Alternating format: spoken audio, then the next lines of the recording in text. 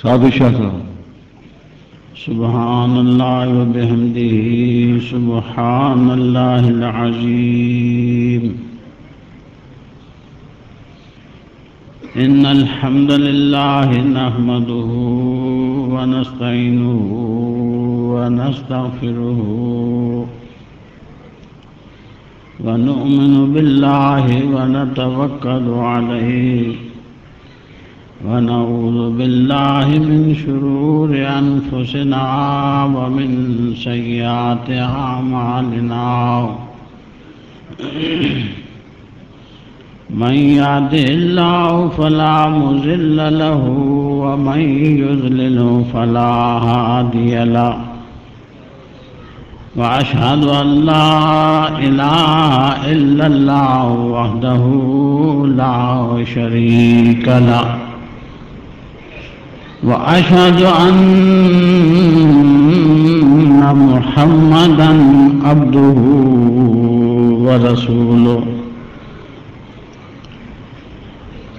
اللهم صل على محمد النبي وأزواجه أمهات المؤمنين وذريته وآل بيته كما صليت على إبراهيم إنك حميد مجيد أما بعد فإن خير الحديث كتاب الله وخير الهدي هدي محمد صلى الله عليه وسلم وشر الأمور محدثاتها وكل محدثة بدعة وكل بدعة ضلالة وكل ضلالة في النار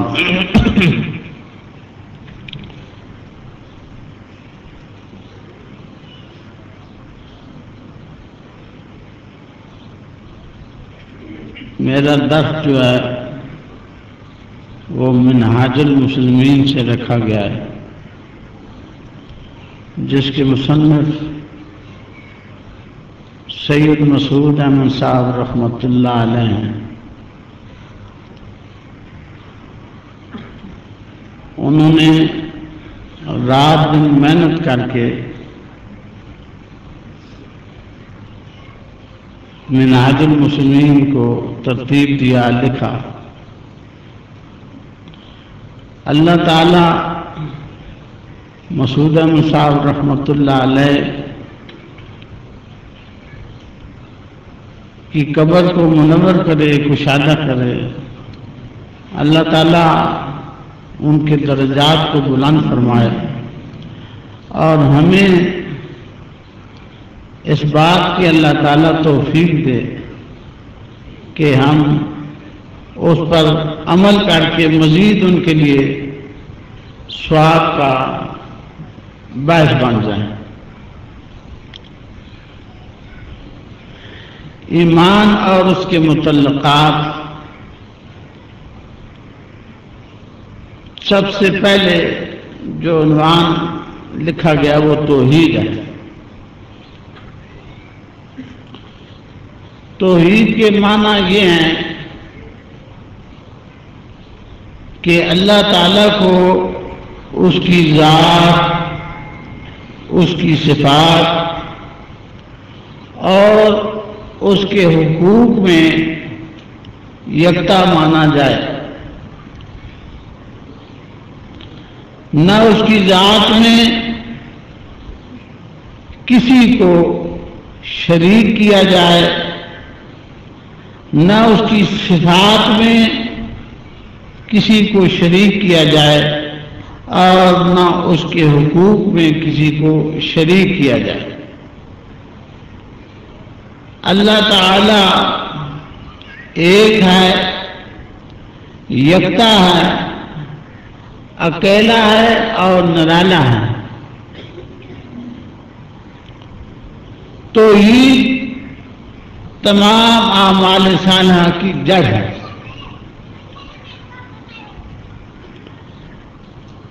جس آدمی کے اندر توحید ہوگی اس کے دل میں ڈر ہوگا، اللہ تعالیٰ کا خوف ہوگا۔ توحید کے ہونے سے آدمی کا اللہ تعالیٰ پر اعتماد بحال ہوتا ہے۔ توحید ایک ایسی چیز ہے جس آدمی کے اندر توحید پیدا ہو جائے، پیوست ہو جائے، پھر وہ توحید غیر اللہ سے کچھ نہ ہونے کا یقین، غیر اللہ سے کچھ نہ ہونے اور اللہ تعالیٰ سے سب کچھ ہونے کا یقین پیدا کر دیتے۔ اگر توحید نہیں تو تمام اعمال صالحہ جو ہیں وہ بیکار ہیں۔ توحید نہیں تو ایمان نہیں۔ توحید اور شرک ایک دوسرے کی ضد ہیں۔ جہاں توحید ہوگی وہاں شرک نہیں ہوگا، اور جہاں شرک ہوگی وہاں توحید نہیں ہوگی۔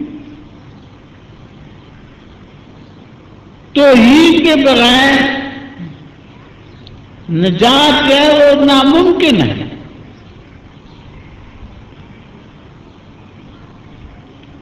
نجات نہیں، اور شرک کی موجودگی میں جو نجات جو ہے وہ ناممکن ہے۔ شرک کسی حالت میں معاف نہیں ہوگا۔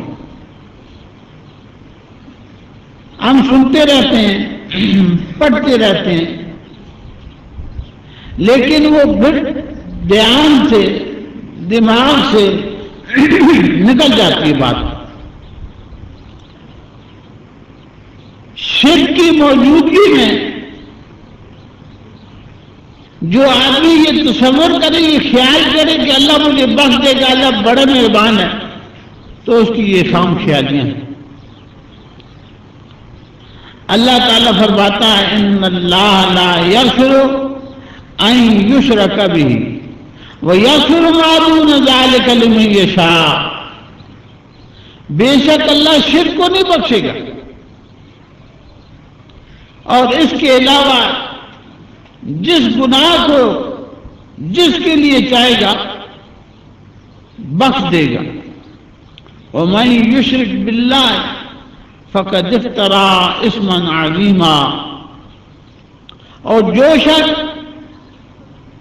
اللہ تعالی کے ساتھ شرک کرتا ہے وہ بہت بڑے گناہ کا ارتکاب کرتا ہے۔ ایمان لانے کے بعد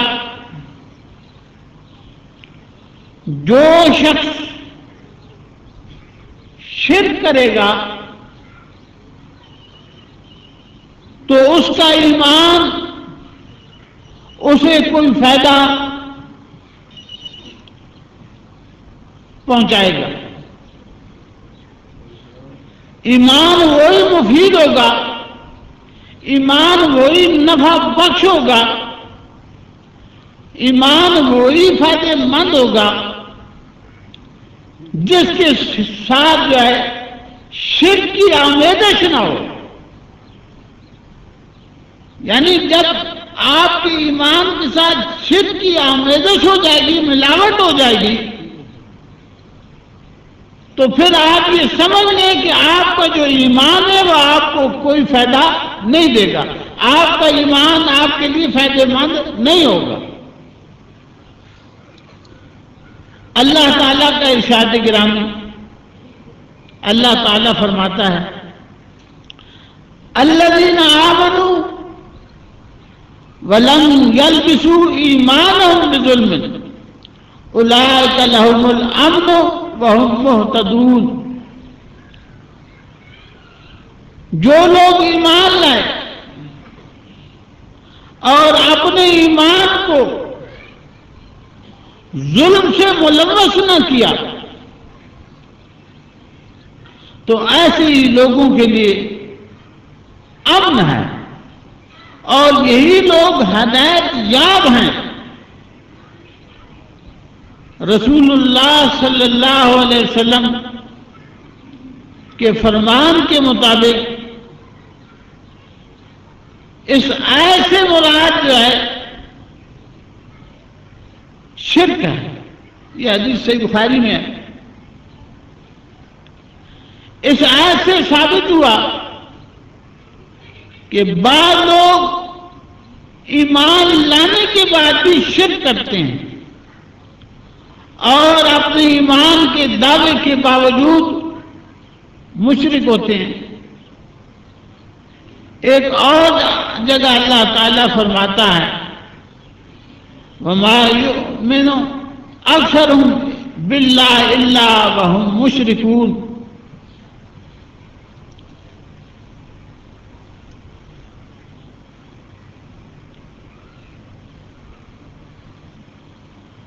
خواتین جو ہیں وہ خاموشی کے ساتھ درد سنیں، خاموش رہیں اور خاموشی کے ساتھ درد سنیں۔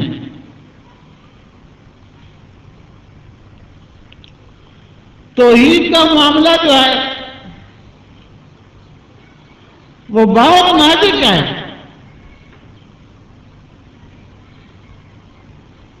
اس کی نزاکت سے عام طور پر لوگ واقف نہیں ہوتے، لہذا غیر شعوری طور پر نہ سمجھتے ہوئے شرک کر بیٹھتے ہیں اور اپنے ایمان کو خراب کر لیتے ہیں، اپنے ایمان کو تباہ و برباد کر دیتے ہیں۔ اور شرک عام طور پر عقیدت میں غلو کرنے سے پیدا ہوتا ہے۔ یہ اس کی وجہ ہے، جب بھی آپ کسی کی عقیدت میں بڑھ جائیں گے، اندھی عقیدت کریں گے تو آپ شرک کے مرتکب ہو جائیں گے۔ اولیاء اللہ سے محبت اور ان کی فضیلت کا احترام بے شک ضروری ہے،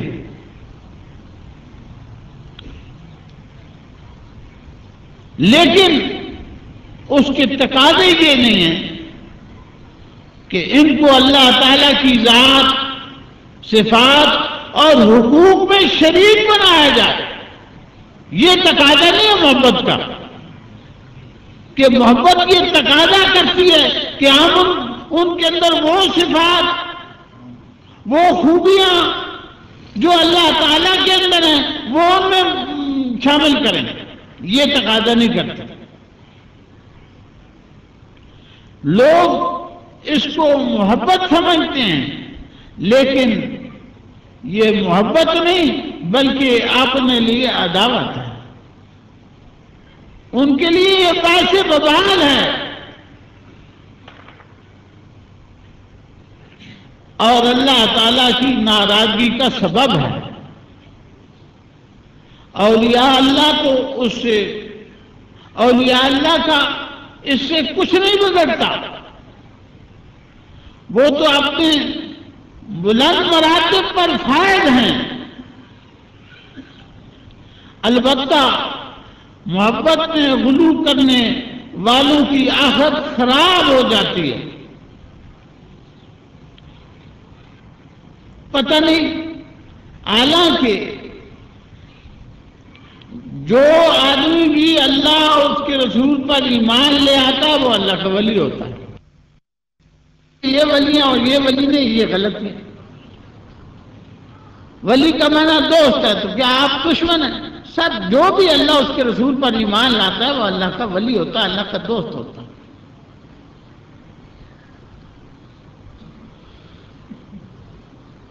توحید میں خلل آ جاتا ہے، سارے اعمال برباد ہو جاتے ہیں، اور یا اللہ سے محبت اللہ تعالیٰ کے لیے کی جاتی ہے، لہذا جس ہستی کی وجہ سے محبت کی جاتی ہے اس کی جلالت شان، اس کی یکتائی اور اس کی حدود و فرامین کی پابندی کا لحاظ کرتے ہوئے محبت کرنا اللہ تعالیٰ کی خوشنودی کا باعث ہے۔ یہ کتنی افسوسناک بات ہے کہ محبت تو اللہ تعالیٰ کے لیے کریں، محبت اللہ تعالیٰ کے لیے کریں، لیکن اللہ تعالیٰ کی خوشنودی مطلوب نہ ہو۔ یہ کیسی محبت ہے، یہ کیسی توحید ہے؟ اللہ تعالیٰ نے ہر کام کے حدود مقرر کر دیے ہیں، لہذا ان مقررہ حدود کا احترام ہی، ان مقررہ حدود کی پابندی ہی اللہ تعالیٰ کی خوشنودی کا باعث ہو سکتا ہے۔ اگر آپ یہ چاہتے ہیں کہ اللہ تعالیٰ خوش ہو تو اس کے اس نے جو حدیں مقرر کی ہیں اس کو پھاندے نہیں، پامال نہ کریں۔ لہذا ان مقررہ حدود کا احترام ہی اللہ تعالیٰ کی خوشنودی کا باعث ہو سکتا ہے۔ اللہ تعالیٰ کی نافرمانی کر کے اللہ تعالیٰ کو خوش کرنا دھوکہ ہے۔ یہ اس سے بچنا بڑا ضروری ہے۔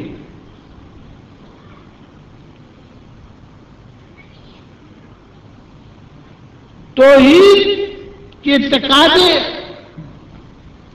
اور شرک کی تمام قسمیں جن میں اکثر لوگ مبتلا ہو جاتے ہیں، منہاج کے اندر یکے بعد دیگرے کو بیان کیا گیا، لکھا گیا۔ سب سے پہلے شرک فی الذات۔ اللہ تعالی اپنی ذات کے لحاظ سے بالکل یکتا ہے، اس کی نہ کوئی اولاد ہے، نہ بیوی، نہ اس کا کوئی ہمسر ہے۔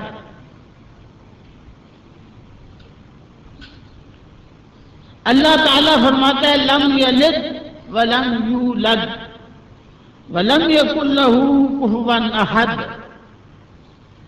اللہ تعالیٰ نہ کسی کا باپ ہے، نہ بیٹا، اور نہ کوئی اس کا ہمسر ہے، ہم پلہ، نہ اس کو کوئی مقابلے کا ہے۔ ایک اور جگہ اللہ تعالیٰ فرماتا ہے وَيَجْعَلُونَ لِلَّهِ الْبَنَاتِ۔ یہ لوگ اللہ تعالیٰ کی بیٹیاں تجویز کرتے ہیں۔ اللہ اس چیز سے سبحانہ،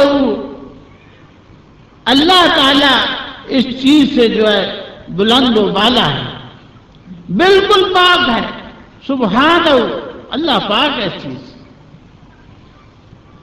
وَأَنَّهُ تَعَالَى جد ربنا مَتَّخَذَ صَاحِبَةً وَلَا وَلَدًا۔ بے شک ہمارے رب کی شان جو ہے بہت بلند بالا ہے،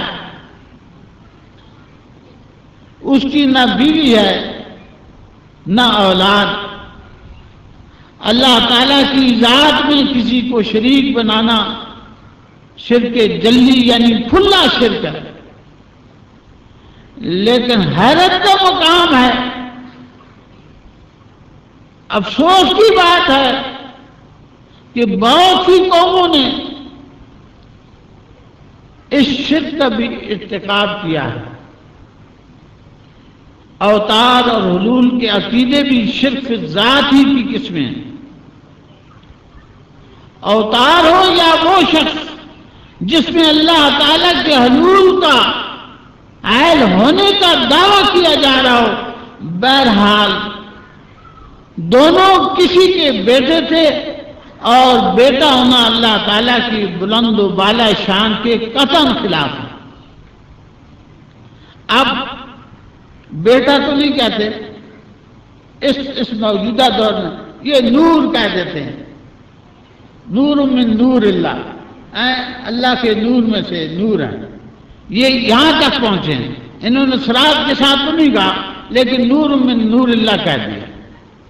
اور یہ عقیدہ رکھنا کہ اللہ تعالیٰ کا اوتار یعنی حلول ہونا، کسی کے اندر حیل ہونا، تو یہ جو ہے کھلا شرک ہے. یہ عقیدہ قطعاً غیر اسلامی اور توحید کے سراسر منافی ہے، سراسر خلاف ہے.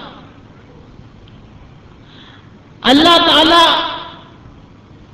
جس طرح اپنی ذات میں یکتا ہے اس طرح صفات میں بھی یکتا ہے. اللہ تعالیٰ کی صفات میں کسی دوسرے کو شریک کرنا شرک فی الصفات کہلاتا ہے. صفات کی مختلف قسمیں، ان صفات کو ذیل میں تفصیل کے ساتھ بیان کیا جا رہا ہے. ہر قسم کی تعریف اور عزت کا مستحق صرف اللہ تعالیٰ ہے. اللہ تعالیٰ فرماتا ہے الحمدللہ رب العالمین. ہر قسم کی تعریف اللہ رب العالمین کے لیے. اور یہ چیز اللہ تعالیٰ کو بڑی پسند ہے. صحیح مسلم کی حدیث ہے، اللہ کے رسول صلی اللہ علیہ وسلم فرماتے ہیں جو شخص ایک دفعہ الحمدللہ کہتا ہے تملأ المیزان، تو میزان بھر جاتا ہے. اب ذہن میں بات آتی ہے میزان تو ایک ہی ہوتا ہے، اب وہ بھر گیا تو پھر دوبارہ کہیں گے تو وہ کیسے بھرے گا. آدمی کوئی چیز تولتا ہے 5 کلو 10 کلو، تو جب وہ پوری ہو جاتی ہے اتار کے رکھ دیتا ہے. اس لیے جب آپ پڑھتے رہیں گے وہ اتار کے رکھا دے اسٹاک کر دی جائے گی، وہاں وہ اسٹاک ہوتا رہے. الحمدللہ کے اتنا فضیل ہے. اور صحیح مسلم کی حدیث اللہ کے رسول صلی اللہ علیہ وسلم فرماتے ہیں اللہ تعالیٰ کو اس چیز بڑی پسند ہے کہ آدمی کھانے پینے کے بعد اللہ تعالیٰ کی تعریف بیان کرے، الحمدللہ کہے. فَلِلَّهِ الْعِزَّةُ جَمِيعًا. عزت تو سب اللہ کے لیے، عزت تو سب اللہ کے لیے. اللہ تعالیٰ خالق ہے، باقی سب مخلوق ہے. اللہ تعالیٰ باقی ہے، دوسرے سب فانی ہیں. اللہ کو بقا ہے، باقی سارے فنا ہو جائیں گے، ختم ہو جائیں گے. اللہ تعالیٰ قادر ہے، باقی سب مجبور. اللہ تعالیٰ بے نیاز ہے، دوسرے سب ضرورت مند ہیں. کسی نہ کسی کو کوئی نہ کوئی چیز کی ضرورت ہے، لیکن اللہ تعالیٰ بے نیاز ہے، اسے کسی چیز کی کوئی ضرورت نہیں ہے. بات یہ کہ بے شمار ایسی خوبیاں ہیں جو سوائے اللہ تعالیٰ کے کسی میں نہیں پائی جاتی. لہذا اللہ تعالیٰ ہی تمام تعریفوں اور ہر قسم کی عزت کا مستحق ہے. تمام قوتوں کا مالک صرف اللہ تعالیٰ ہے. اللہ تعالیٰ فرماتا ہے ان القوت للہ جمیعا. بے شک اللہ تعالیٰ ہی قوتوں کا مالک ہے. متشابہ آیتوں کا مطلب صرف اللہ تعالیٰ جانتا ہے.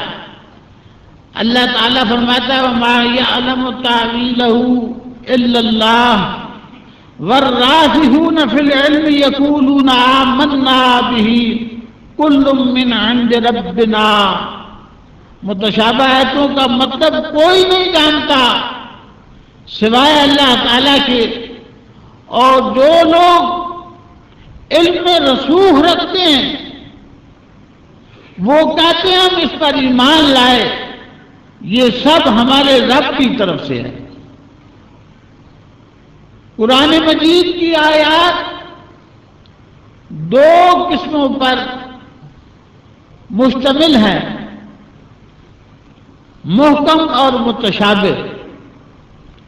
محکم وہ آیتیں ہیں جن کا تعلق احکام سے ہے،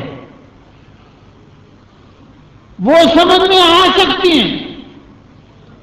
ان کا مطلب مفہوم بیان کیا گیا، واضح ہے، آدمی سمجھ سکتا ہے۔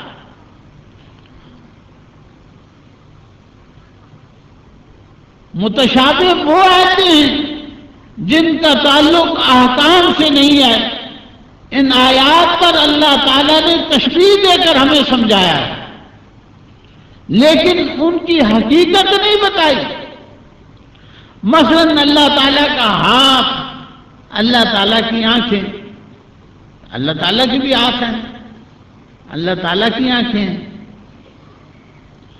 اللہ تعالیٰ کا نزول، عرش پر متمکن ہونا وغیرہ، مثلا حروف مقطعات جیسے الف لام میم یا حام میم وغیرہ، ان تمام چیزوں کا علم صرف اللہ تعالیٰ کو ہے، کسی دوسرے کو نہیں۔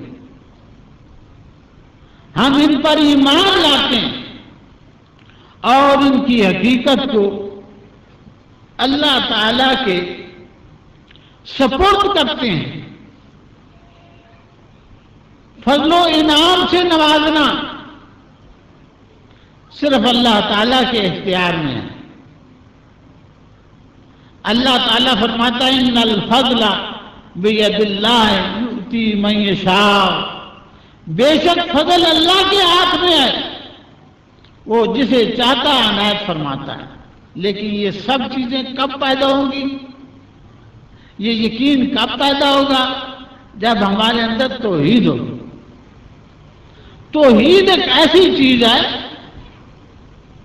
کہ وہ آدمی کو سیدھے راستے کی طرف گامزن کرتی ہے، پھر بغیر امیر کے کہے وہ سارے کام کرتا چلا جاتا ہے،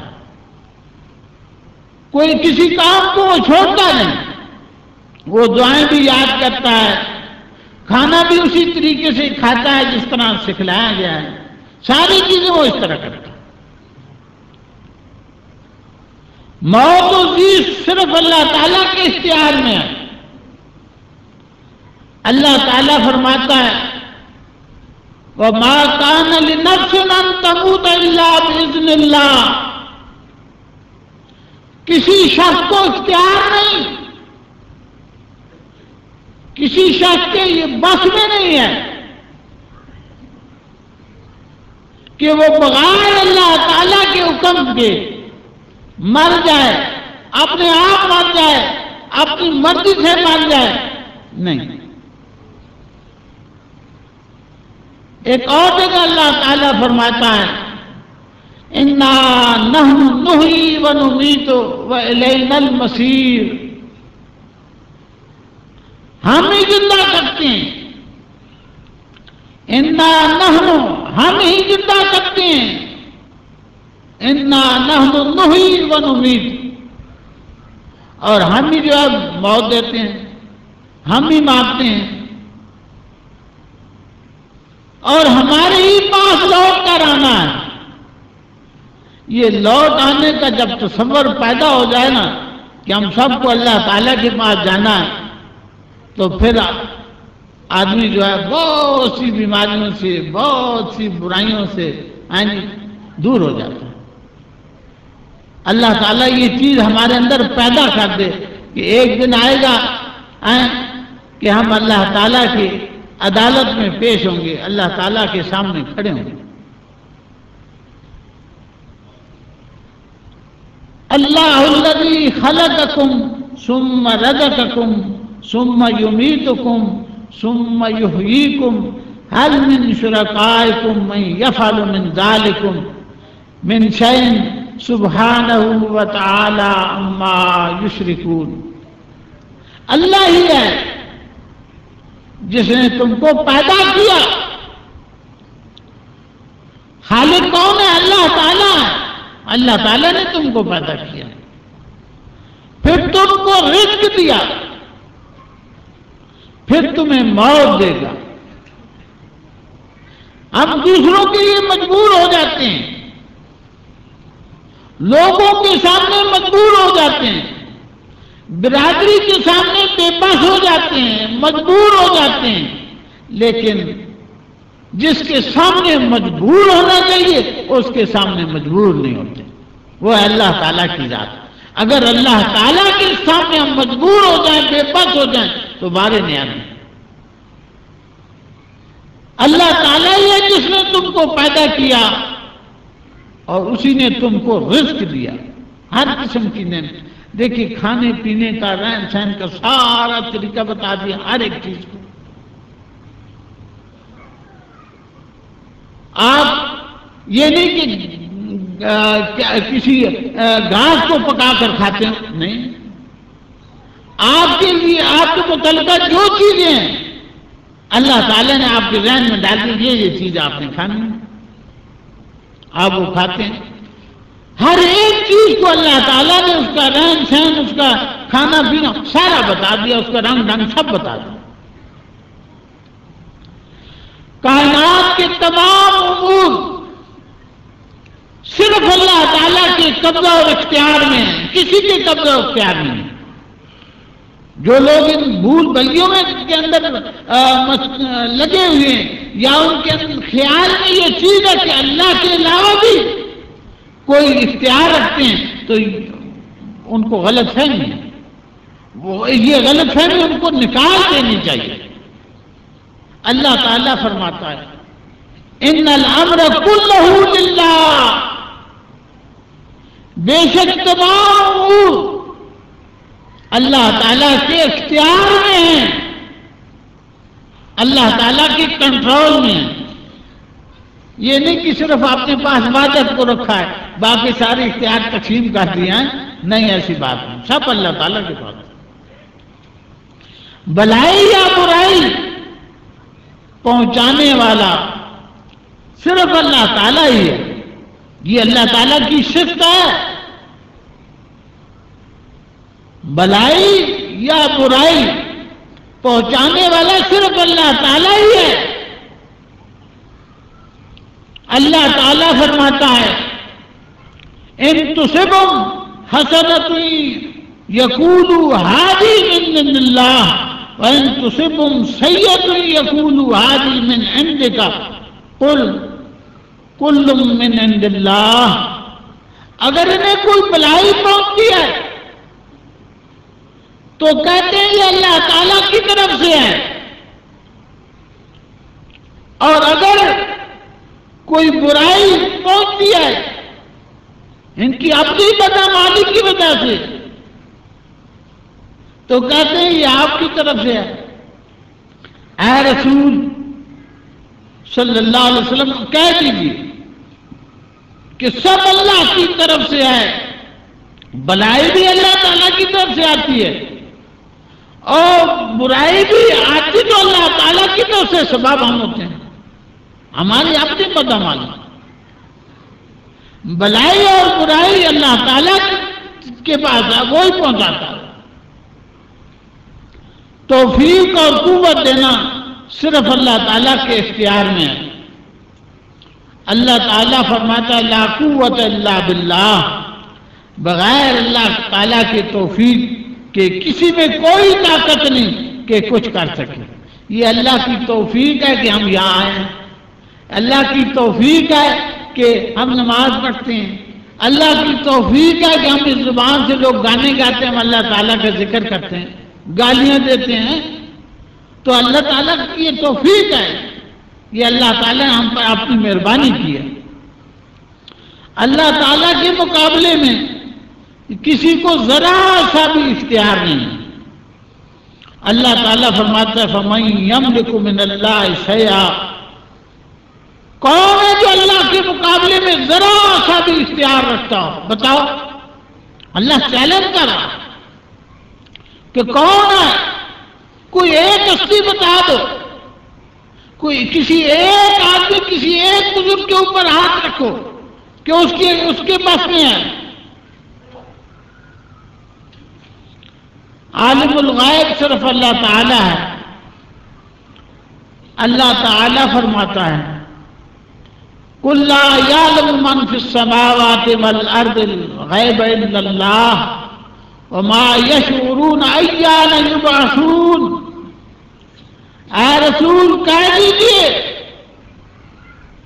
کہ آسمانوں اور زمین میں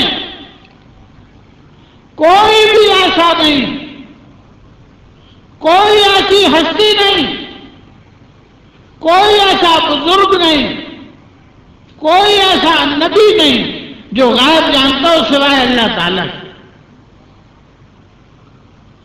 بلکہ انہیں تو یہ بھی علم نہیں، جن کے متعلق ہم یہ خیال کرتے ہیں کہ یہ غیب جانتے ہیں، انہیں یہ بھی علم نہیں کہ وہ کب اٹھائے جائیں گے، کس وقت اٹھائے جائیں گے۔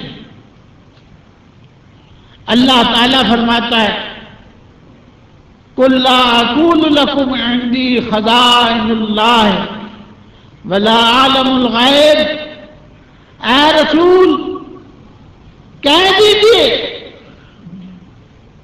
میں تم سے یہ نہیں کہتا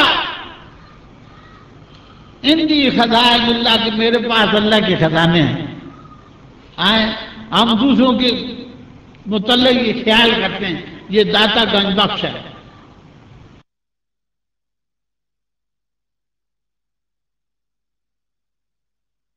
حالانکہ وہ داتا گنج بخش نہیں ہے، وہاں دیا جاتا ہے، لیا نہیں جاتا۔ سارے خزانے جو ہیں وہ اللہ تعالیٰ کے پاس ہیں، کسی کے پاس نہیں۔ جب اللہ کے رسول صلی اللہ علیہ وسلم یہ فرما رہے ہیں قُلْ لَا أَقُولُ لَكُمْ عِنْدِي خَزَائِنُ اللَّهِ، میرے پاس اللہ تعالیٰ کے کوئی خزانے نہیں ہیں، تو ہم کیسے تصور کر سکتے ہیں ہم کس کی بات مانیں، اللہ اس کے رسول کی یا دوسروں کی؟ نہیں، یقیناً جواب یہ ہوگا کہ اللہ اور اس کے رسول کی بات مانی جائے تو اللہ اس کے رسول کے فرمان کے مطابق تو اللہ کے علاوہ کسی کے پاس خزانے نہیں ہیں۔ وَلَا عَالَمُ الْغَيْبِ، اور نہ میں غیب جانتا ہوں۔ وہ تو کہہ رہے ہیں میں غیب نہیں جانتا، میں کہتا ہوں اللہ کے رسول سے ہم غیب جانتے ہیں، تو کتنی بڑی بری بات ہے۔ اللہ تعالیٰ فرماتا ہے یوم یجمع اللہ الرسل فیقول ماذا اجبتم قالوا لا علم لنا انک انت علام الغیوب۔ قیامت کے دن اللہ تعالیٰ تمام رسولوں کو جمع کرے گا، یجمع اللہ الرسل، جمع کا صیغہ اللہ تعالیٰ نے بیان کی کہ تمام رسولوں کو جمع کرے گا، پھر ان سے پوچھے گا تمہیں کیا جواب ملا تھا، تمہاری قوم نے کیا جواب دیا تھا، یعنی کس حد تک تمہاری اطاعت کی گئی تھی۔ رسول کہیں گے ہمیں کچھ نہیں معلوم، بے شک غیب کی باتوں کا جاننے والا صرف تو ہی ہے۔ یعنی تمام نبیوں کا یہ عقیدہ ہے، وہ یہی کہتے رہے کہ غیب اللہ تعالیٰ جانتا ہے، اللہ کے علاوہ کوئی نہیں جانتا۔ ہم میں سے کوئی اٹھے تو ہم کہیں جو اللہ کے رسول ہیں وہ غیب جانتے ہیں، نبی غیب جانتے ہیں، تو یہ ان پر بہتان ہے۔